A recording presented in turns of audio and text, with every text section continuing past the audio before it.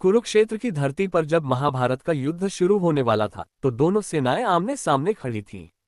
एक तरफ कौरव थे और दूसरी तरफ पांडव। अर्जुन, जो पांडवों के सबसे बड़े योद्धा थे, अपने रथ में खड़े थे। उनके सारथी खुद भगवान श्री कृष्ण थे। जैसे ही युद्ध का शंख बजा, अर्जुन ने श्री कृष्ण से कहा, मुझे जरा दोनों सेनाओं के बीच ले चलो, मैं देखना चाहता हूं कौन कौन सामने खड़ा है। श्री कृष्ण ने रथ को सेनाओं के बीच ले जाकर खड़ा कर दिया। अर्जुन ने जब देखा कि सामने अपने ही गुरु, भाई, चाचा, मामा, दादा और रिश्तेदार खड़े हैं, तो उनके मन में अजीब सी हलचल मच गई। अर्जुन के हाथ से गांडीव छूट गया। वो रोते हुए बोले, हे माधव, मैं ये युद्ध नहीं कर सकता। ये सब मेरे अपने हैं। मैं इन पर बाण कैसे चलाऊं? अगर मैं जीत भी गया तो भी खुशी किस बात की होगी? जब सब मारे जाएंगे तो उस जीत का क्या मतलब? श्री कृष्ण चुपचाप सुनते रहे। अर्जुन की आंखों में आंसू थे और शरीर कांप रहा था। उन्होंने कहा, हे कृष्ण, मैं तो सन्यासी बनना चाहता हूँ। जंगल चला जाऊंगा, लेकिन अपनों को मारकर मैं ये राज्य नहीं चाहता।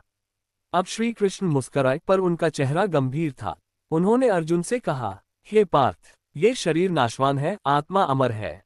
तू जिनको अपना समझकर दुखी हो रहा है, वो पहले भी थे और आगे भी रहेंगे। तू सिर्फ एक माध्यम है, कर्ता नहीं। धर्म की रक्षा के लिए युद्ध करना तेरा कर्तव्य है। अगर तू पीछे हटेगा तो लोग कहेंगे अर्जुन डरकर भाग गया। फिर श्री कृष्ण ने वो कहा जो युगों तक याद रखा जाएगा। कर्म कर, फल की चिंता मत कर। मतलब तू सिर्फ अपना काम कर, परिणाम की फिक्र मत कर। ये युद्ध अधर्म और धर्म के बीच है। अगर तू चुप रहा तो अधर्म जीत जाएगा। अर्जुन अब भी चुप था। श्री कृष्ण ने आगे कहा, ये जो तेरा मोह है, ममता है, ये क्षणिक है। तू योद्धा है और युद्ध तेरा धर्म है। अपनों को मारने का मतलब ये नहीं कि तू निर्दय है, बल्कि तू न्याय के लिए खड़ा है। धर्म के लिए लड़ना ही सच्चा कर्म है। श्री कृष्ण के शब्दों ने अर्जुन की आंखें खोल दी। उसे समझ आ गया कि वो सिर्फ एक योद्धा नहीं, बल्कि धर्म की रक्षा का एक माध्यम है। उसने फिर से अपना धनुष उठाया और बोला, हे केशव, अब मेरे सारे संदेह दूर हो गए हैं। मैं युद्ध करूंगा।